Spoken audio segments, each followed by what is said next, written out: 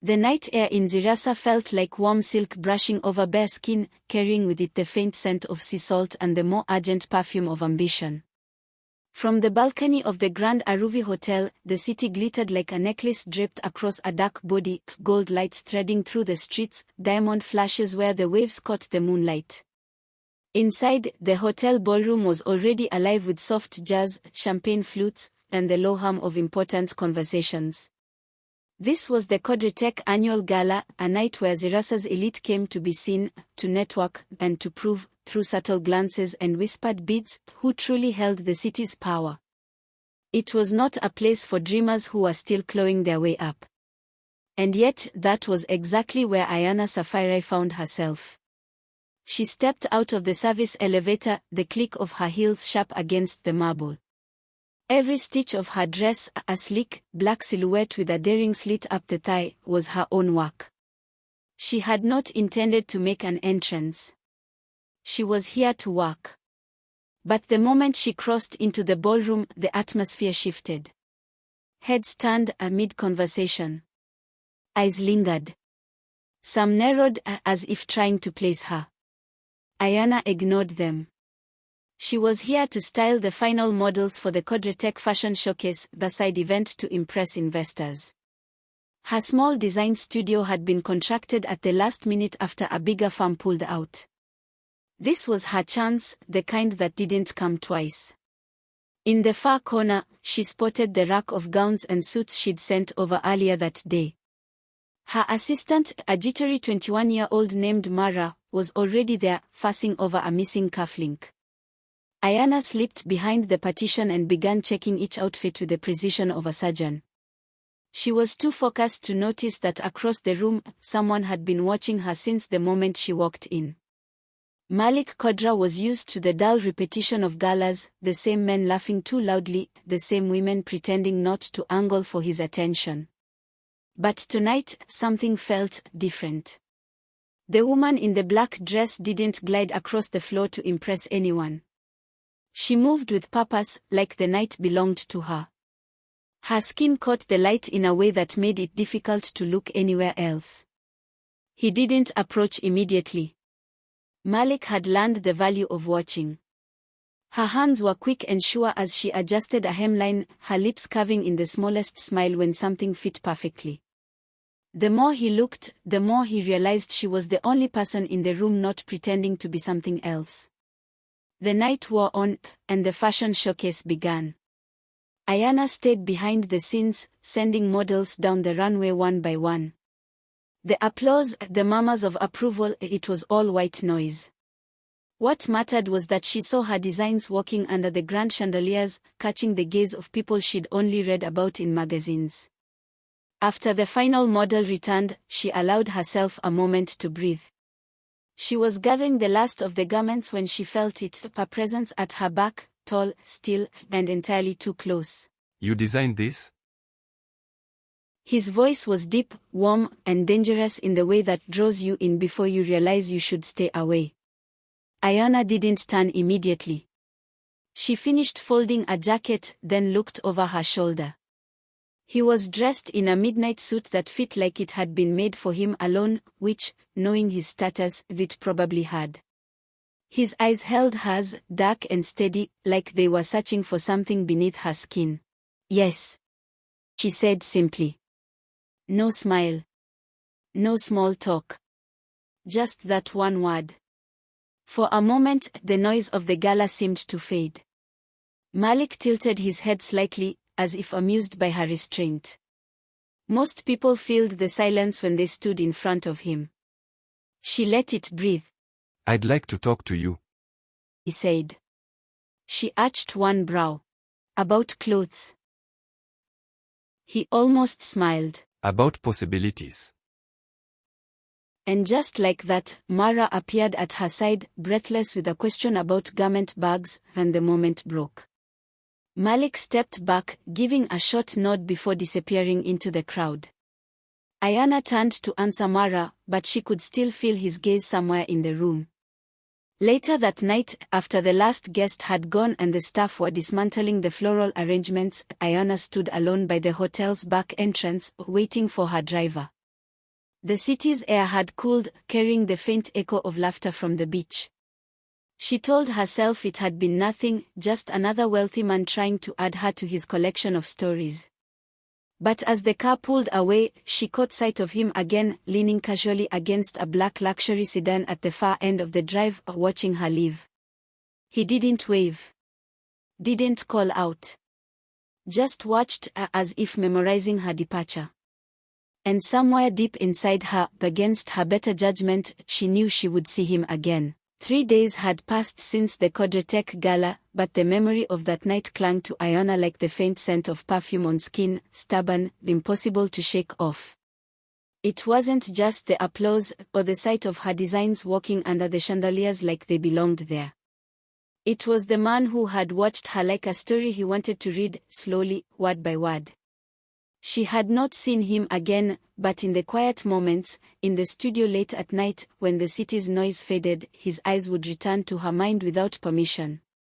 She told herself it was nothing. She told herself she was too busy for distractions. And she believed those lies most of the time. Zirasa's mornings carried a different rhythm from its nights. By daylight, the same streets that shimmered like jewels in the dark became sunlit rivers of movement, vendors calling out, motorbikes weaving between sleek cars, the scent of coffee and frying plantain curling through the air. Ayanna's small design studio sat on the second floor of an old building on Ruvo Street, the kind with peeling paint and stubborn charm. Inside, bolts of fabric leaned against the walls, sunlight spilled across wooden floors, and the constant whir of sewing machines filled the space. Mara was there too, humming off-key as she sorted buttons into glass jars. They were preparing for a new commission, outfits for a charity art auction at the Koru Gallery, a high-profile event filled with exactly the kind of people Ayanna needed to impress. She was pinning the waistline of a certain gown when Mara's phone buzzed. She glanced at it, her brows lifting. "They want you to come for a final fitting, in person," Mara said, reading the message. "Who's they?" Mara looked up, the hint of a smirk curling her lips. "Quadratech." Ayanna froze, her fingers still gripping the pin. The name hung in the air like heat. She remembered the gala's golden light, the subtle gravity of Malik Kodra's presence. She also remembered the rules she had promised herself long ago, rules about men with too much money, too much charm, and too much power to leave a person unchanged. She told herself this was business. Nothing more.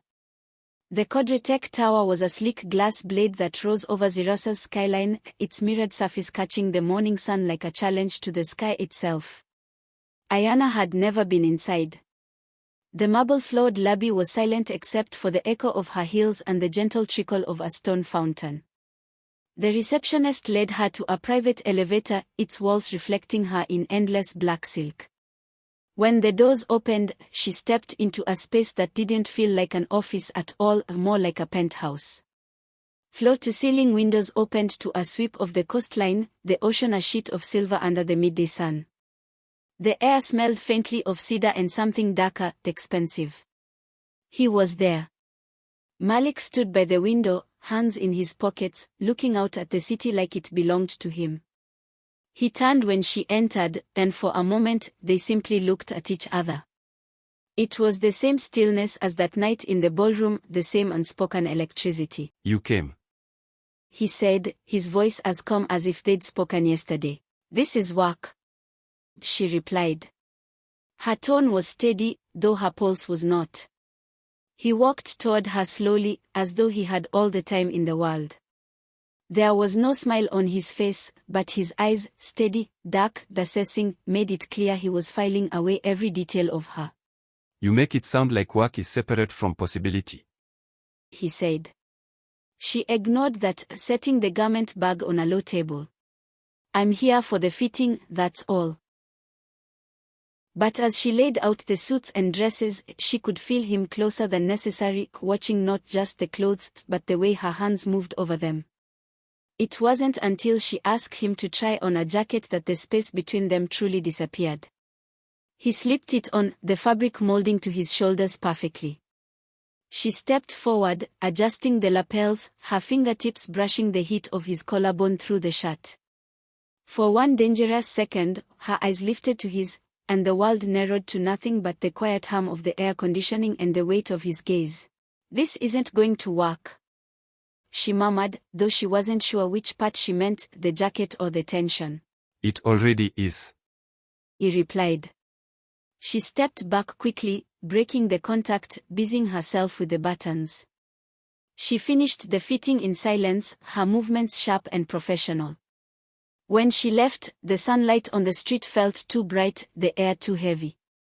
But as her taxi pulled away, she saw him through the glass doors of the tower, still watching her, one hand in his pocket, the other holding his jacket over his shoulder like a man who'd just won something he hadn't even begun to fight for.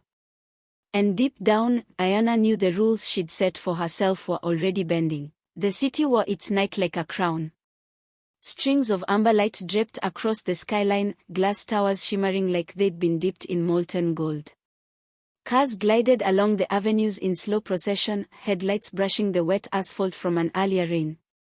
Ayanna stepped out of the black sedan, her heels touching the marble steps of the Celera Grand Hall. The building loomed above her like a jewel box cracked open, chandeliers spilling warm light through the tall arched doors, laughter and music curling into the night air. Her dress was midnight blue satin, hugging every curve like it had been poured onto her body. A single thigh-high slit revealed a sweep of mahogany skin with each step. Her hair was pulled into a high, sleek chignon that lengthened the line of her neck. She carried herself like the world was watching, because tonight it was. Inside, the gala buzzed with the soft hum of wealth and ambition. Crystal glasses clinked. Cameras flashed. Mamas floated like smoke above the crowd. Ayanna felt every eye skim over her, linger, move on, until she felt one that didn't. Malik. He stood across the hall, in a black velvet dinner jacket that made his shoulders look impossibly broad. His bow tie was untied, hanging loose around his collar like he'd gotten bored of perfection halfway through. His gaze was fixed on her, still and steady, as if the rest of the room was just background noise. Ayanna's breath caught, not because she wanted it to, but because her body seemed to betray her in his presence. She turned to greet a business partner, forcing her lips into the polite, practiced smile she'd perfected over years. But she could feel him moving closer, like heat in the air. The orchestra swelled into something slow and deliberate, violins pulling at the edges of the evening. Ayanna was mid-sentence when his voice came, low and smooth, from just behind her shoulder. You look like you've been avoiding me. She didn't turn. Didn't give him the satisfaction. I've been busy, I noticed. he said, stepping in front of her now, blocking her view of anyone else. His eyes searched her face, not hungrily, but knowingly, like he was looking for the truth she'd buried. The lights dimmed for the charity auction. A spotlight swept the room, illuminating the stage. The MC's voice boomed, calling out the next item, a one-of-a-kind painting from a late, legendary artist. And then Malik raised his hand. All proceeds. He said loudly enough for heads to turn. To be donated in the name of Ayanna Kavisi. Her name rippled through the crowd. Whispers followed. Cameras swung in her direction. Ayanna's stomach dropped, not from the sudden attention, but from the fact that Malik had just spoken her full name, a name she hadn't used publicly in years. The MC beamed. How generous. Miss Kavisi, perhaps you'll say a few words. Ayanna's throat went dry. Malik's lips curved into the faintest, most dangerous smile. I think. He murmured so only she could hear. It's time they remembered who you really are. The crowd waited, the spotlight burning into her skin. Ayanna stepped forward, but whether it was to fight or to flee, even she didn't yet know. The gala was over, but the heat of it still clung to Ayanna's skin like a second dress. She walked quickly across the marble foyer, her heels clicking sharp and deliberate, but the rhythm betrayed her. She was running, even if her body pretended otherwise. Behind her, the murmur of laughter and clinking glasses swelled and dipped like the sound of a tide pulling back. Malik was somewhere in that tide. She could feel him, the way you feel the shadow of a storm before you see the clouds. Outside, the street glittered with the last remains of the night's magic, fairy lights tangled in the branches of street trees, the soft hum of a string quartet still bleeding faintly from the ballroom. A black luxury sedan idled at the curb, its tinted windows catching the reflection of her midnight blue gown. The door opened before she touched it. Keone, her oldest friend, tonight's reluctant accomplice, was waiting in the back seat, her gown spilling across the leather like molten silver. Her eyes scanned Ayanna once, quickly, then again, slower. "You look like you've seen a ghost," Keone said, voice low, measured. Ayanna slid in without answering. The driver pulled away, the hotel shrinking in the rear window. For a moment, it was almost peaceful, the city lights smearing into soft ribbons, the hum of the engine steady and predictable. But Malik's face kept cutting through her thoughts, the smirk that wasn't really a smirk, the weight in his gaze like he'd been carrying her memory for years, and tonight was the first time he'd set it down. Keone was speaking again, but Ayanna barely heard her until one word landed heavy in her ear, auction. Her pulse spiked. She remembered the way the room had gone still earlier that night, Malik's voice slicing through the air as he made his bid, not for an item, not for a cause, but for her. Not in words anyone could challenge, but in a gesture that left no doubt in anyone's mind who the real prize was. Her phone buzzed in her clutch. She almost didn't look. But she did. One message. From Malik. "You left too early. We are not done." The screen burned in her hands. Keone was watching her now, her silver dress catching flashes of light as they sped past storefronts. "You have to tell me what happened," Keone said, softer this time. "I saw his face. He's not here to play, Ayanna. Whatever you two were, it's not over." Ayanna turned her head toward the window. The glass was cold against her temple. In the reflection, the city slid by like a painting she didn't want to see. She thought about 3 years ago, the rooftop where it all started, the taste of his promises, the night they swore they'd burn the world if they had to. And then the moment she left, the moment she broke both their hearts in one breath. She'd built a life without him. A life that worked. A life that was safe. But tonight, Malik's presence had cracked it. Not shattered, but cracked enough for the light to slip through. The sedan slowed at a red light. In the glow of the street lamp, Ayanna's phone buzzed again. Another message. "Look behind you." Her body reacted before her mind caught up. She turned. Through the rear window, a second black car idled 1 lane over. The passenger side window rolled down, slow, deliberate. Malik sat there, one arm draped over the edge, his bow tie now loose around his neck, his eyes locked on hers across the blur of traffic. The light turned green. His car didn't move at first, just long enough for her heart to trip over itself. Then he followed. The rest of the ride was silent but not empty. The air felt alive, charged. The city blurred by, but all she could feel was the weight of the chase. Not a sprint. Not a hunt. Something slower. Something patient. When the sedan finally stopped in front of her building, Keone touched her hand. "If you let him in, even just a little," she trailed off. "you know what happens." Ayanna didn't answer. She stepped out, her heels clicking against the pavement in the quiet of the street. The night smelled like rain waiting to fall. She reached her door. The key was in her hand. And then she had it. The lopper of an engine pulling in behind her. Malik. The street was quiet, but not dead. There was a pulse underneath the stillness, something alive in the shadows, something watching. Ayanna stood at her door, keys trembling in her hand. The golden light above her flickered as if it too sensed the danger thickening in the air. Her chest rose and fell in shallow breaths, every instinct screaming that she was not alone. Then, she heard it. The low, steady hum of an engine easing to a stop just a few steps behind her. The soft crunch of tires against damp gravel.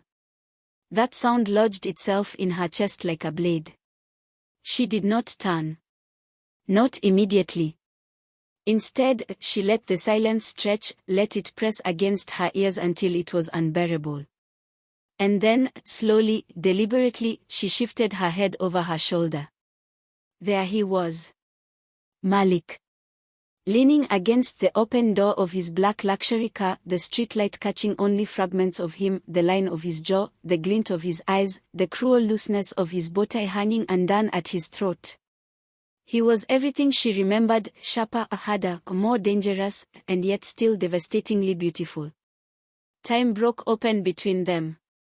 3 years collapsed into a single moment. Ayanna's breath hitched. For a heartbeat, she was back on that rooftop, her skin warm with his touch, his promises filling her lungs like air. We'll burn the world if we have to. Now, here he was. The fire she thought she buried. The storm she thought she outran. She whispered his name, though her lips never moved. Malik didn't smile. He didn't soften. He simply stepped forward, each movement controlled, deliberate, a predator reclaiming his hunt. His eyes never left hers. And in them Ayanna saw everything, love twisted with betrayal, desire laced with vengeance, but history that neither of them had been able to kill. Her keys slipped from her hand and clattered against the concrete. The sound was loud, too loud, slicing the night open. Still the same. Malik's voice was low, deep, the kind of tone that could both ruin and resurrect a woman. Running from ghosts. Ayanna froze, her body rigid against the door. She wanted to speak, to scream, to push him back into the shadows where he belonged. But all that came was silence. And Malik filled the silence. He always had. You built a new life. He said, his voice dripping with bitterness. A safe life. Pretty dresses, glass apartments, champagne smiles. He took another step, his shoes clicking against the wet pavement. But you didn't bury me, Ayanna. You can't bury fire. Her throat tightened. Her pulse hammered against her ribs. She hated him for being right. Because in that moment, standing in his shadow again, every carefully constructed wall inside her began to crack. Malik reached the base of the steps, just a breath away from her now. He looked up, and the raw intensity in his gaze made her legs tremble. I should hate you. He whispered, almost to himself. But all I want. He stopped, his jaw tightening, voice breaking like a man torn in half. Is to touch you one last time. Ayanna's hand found the doorframe behind her, nails digging into the wood. Tears burned hot at the corner of her eyes, but she did not let them fall. She had promised herself strength. And yet, her body betrayed her. Her chest arched forward, leaning just enough toward him, caught between terror and longing. The distance between them was electric. His presence swallowed her whole, dragged her back into a love that had never been gentle, only consuming. The night held its breath. And then, Malik's hand reached for her face, trembling but sure. His thumb brushed against her cheek, soft, reverent, like a man handling something fragile that he had once broken. Ayanna's knees almost buckled. Every nerve screamed at her to pull away. But her soul whispered something darker, something she didn't want to hear. Because even after all these years, even after all the pain, Malik's touch still felt like home. The door behind her remained shut. The world outside was gone. Only the fire remained.